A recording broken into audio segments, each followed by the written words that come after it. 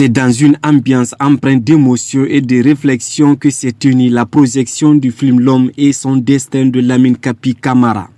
L'événement, organisé ce mardi du 8 février 2025 au Centre culturel franco-guinéen, a réuni un public varié, composé de cinéphiles, de critiques et de personnalités du monde culturel.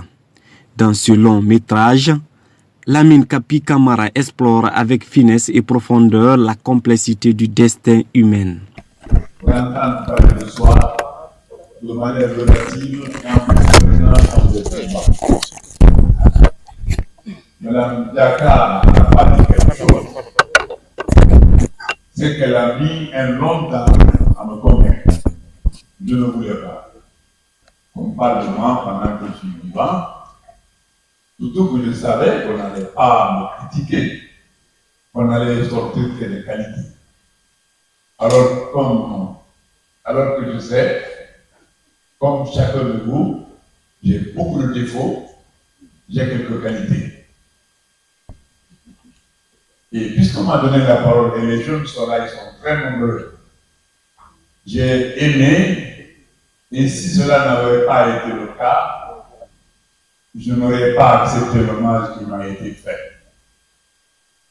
Dans sa conclusion, elle a dit que mon sang du pardon. Le co-réalisateur interroge la notion du libre arbitre face aux événements inéluctables de la vie.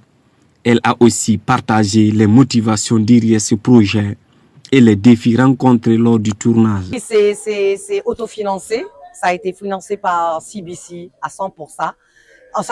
Et ça a été une production très difficile parce que nous avons commencé à faire la production, il y a eu le Covid.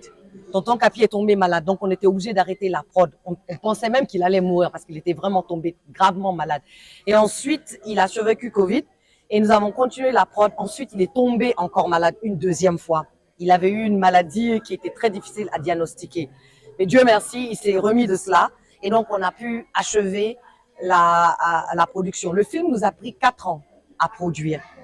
4 ans à produire. Ça n'a pas été facile, mais on n'a pas voulu baisser les bras parce que pour moi, c'était important de raconter cette histoire et surtout, je voulais le faire quand il était encore vivant.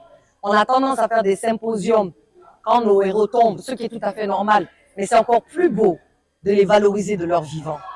Le public également réagit avec enthousiasme, certains soulignant la force du message, tandis que d'autres ont apprécié la dimension universelle du récit.